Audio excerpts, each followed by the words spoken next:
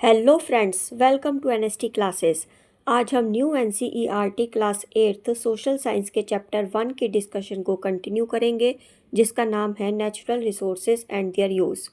तो चलिए शुरू करते हैं। क्या आपने कभी सोचा है कि दुनिया के सभी देश या सभी जगह पर सेम रिसोर्सेज क्यों नहीं मिलते? हर जगह सोना, पेट्रोलियम, पानी या जंगल नहीं होते। यही है डिस्ट्रीब्यूशन ऑफ नेचुरल रिसोर्सेज का कंसेप्ट। नेचुरल रिसोर्सेज जैसे पानी, पेट्रोलियम हर जगह बराबर नहीं मिलते।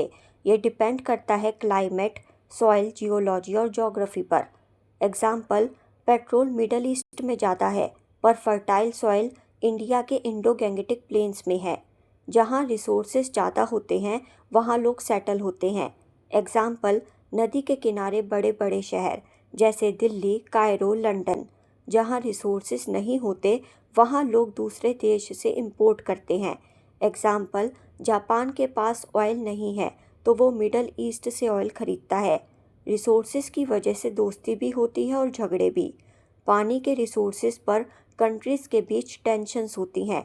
इसलिए नेचुरल रिसोर्सेज की अनइवन डिस्ट्रीब्यूशन का डायरेक्टली इम्पैक्ट होता है हमारे शहर कहाँ बनेंगे, ट्रेड कैसा होगा और कंट्रीज़ के बीच रिलेशंस कैसे होंगे।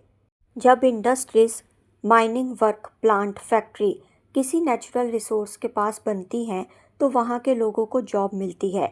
फिर उन फैक्ट्रीज़ के आसपास छोटी छोटी बस्तियाँ, टाउन्स बन जाते हैं।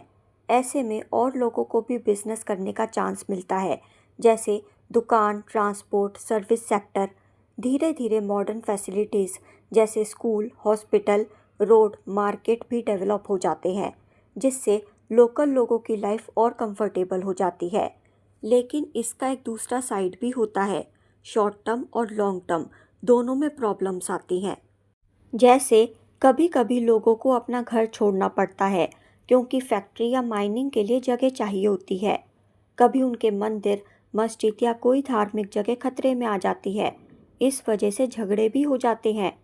इंडस्ट्रीज़ के आने से जॉब्स मिलती हैं और डेवलपमेंट होता है, लेकिन उसके साथ प्रॉब्लम्स भी आती हैं, जैसे घर छोड़ना, इन्वायरमेंट डैमेज और सांस्कृतिक प्लेसेस का लॉस। सोचो, अगर किसी जगह पर बहुत सारे पेड़ हैं तो वहाँ लकड़ी का काम आसानी से होगा। अगर किसी इलाके में लोहा या सोना मिलता है तो लोग वहाँ खदानें खोलेंगे और औजार या गहने बनाएंगे। यानी जहाँ जिस तरह के नेचुरल रिसोर्सेज मिलते हैं वही चीज़ें वहाँ बनती हैं। अब इन नेचुरल रिसोर्सेज को लोग अपनी नॉलेज और स्किल्स यानी ज्ञान और हुनर के साथ मिलाते हैं और बहुत ख़ास चीज़ें तैयार होती हैं।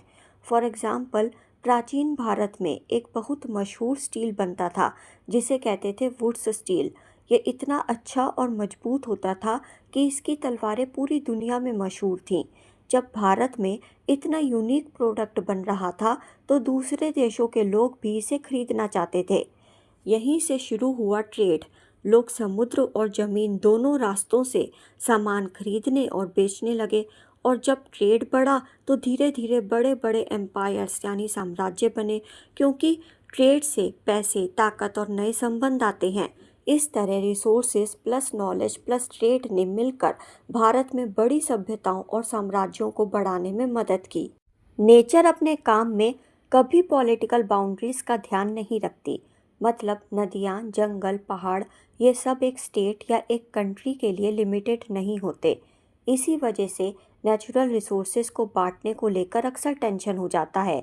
जैसे एग्जाम्पल लेते हैं कावेरी रिवर का। ये नदी कर्नाटका, तमिलनाडु, केरला और पौंडीचेरी से गुजरती है। अब सभी स्टेट्स को अपनी ज़रूरत के लिए पानी चाहिए, लेकिन पानी लिमिटेड है। इस वजह से उनके बीच कई बार डिस्प्यूट्स हुए। पीस बनाए रखने के लिए और फेयर शेयरिंग करने के लिए नेगोशिएशंस और केयरफुल मैनेजमेंट करना पड़ा। और आप सोचिए, अगर स्टेट्स के बीच इतनी डिफ़िकल्टी होती है तो दो नेबरिंग कंट्रीज़ के बीच नेचुरल रिसोर्सेज बांटना और भी टफ हो जाता है। इसलिए कंट्रीज़ को बैठकर एग्रीमेंट्स करने पड़ते हैं, जो आसान काम नहीं है। क्या सच में ज़्यादा सोना, तेल या हीरे होना किसी देश को अमीर बना देता है? जवाब है नहीं, हमेशा नहीं। यही है नेचुरल रिसोर्स कर्स की कहानी। आपने सुना होगा नेचुरल रिसोर्स कर्स या पैराडॉक्स ऑफ प्लेंटी। नाम सुनकर अजीब लगता है ना? मतलब ये कि किसी देश के पास बहुत सारे नेचुरल रिसोर्सेज हो तो वो देश अपने आप अमीर हो जाएगा, ये ज़रूरी नहीं है। कई बार होता क्या है कि जिन देशों के पास कोयला, तेल, सोना या और भी प्राकृतिक संसाधन बहुत ज़्यादा होते हैं, वहाँ की इकोनॉमी उतनी तेज़ी से नहीं बढ़ती। क्यों? क्योंकि वो सिर्फ कच्चा माल बेचते रहते हैं, लेकिन उन रिसोर्सेज को उपयोगी प्रोडक्ट्स में बदलने वाली इंडस्ट्रीज नहीं बना पाते। जैसे मान लो, अगर सिर्फ रॉ आयरन और बेच दिया तो बहुत कम दाम मिलेगा, लेकिन अगर उसी से स्टील, मशीन या गाड़ियां बनाकर बेचो तो उसकी वैल्यू कई गुना बढ़ जाएगी। इसे ही कहते हैं नेचुरल रिसोर्स कर्स, यानी ढेर सारे रिसोर्सेज होने के बाद भी देश अमीर नहीं बन पाता। भारत ने इस परेशानी से बचने के लिए धीरे धीरे इंडस्ट्रीज पर ध्यान दिया, जैसे स्टील, टेक्सटाइल, ऑटोमोबाइल और आईटी इंडस्ट्री। इसी वजह से भारत ज़्यादा संतुलित विकास कर पाया। नेचुरल रिसोर्सेज जैसे कि कोल, मिनरल्स, फॉरेस्ट, पानी, इनको एक्सट्रैक्ट करना यानी यूज़ करना ज़रूरी है। लेकिन प्रॉब्लम ये है कि अगर हम सिर्फ एक्सट्रैक्ट करते रहे और सस्टेनेबिलिटी का ध्यान नहीं रखा तो ये रिसोर्सेज ख़त्म हो सकते हैं। सिर्फ रिसोर्सेज होना ही काफ़ी नहीं है, असल में मैटर करता है मनुष्य की नॉलेज, सही प्लानिंग और गुड गवर्नेंस। अगर हमने वाइजली प्लान किया तो ये रिसोर्सेज हमेशा के लिए फ़ायदा देंगे, लेकिन अगर बिना सोचे समझे इन्हें यूज़ किया तो ये सिर्फ एक टेम्परेरी बेनिफिट बनकर ख़त्म हो जाएंगे। सिंपल शब्दों में, रिसोर्सेज एक अपॉर्चुनिटी है, लेकिन उन्हें लास्टिंग बेनिफिट बनाने की जिम्मेदारी मनुष्य पर है। अगर आपको वीडियो अच्छी लगी हो तो वीडियो को लाइक करें और शेयर करें। अपने विचार कमेंट करके बताएं। चैनल को सब्सक्राइब जरूर करें और सब्सक्राइब करने के साथ नोटिफिकेशन बेल को प्रेस करके ऑल पर क्लिक करें। See you in the next video. Till then, goodbye. Thank you so much. Thanks for watching.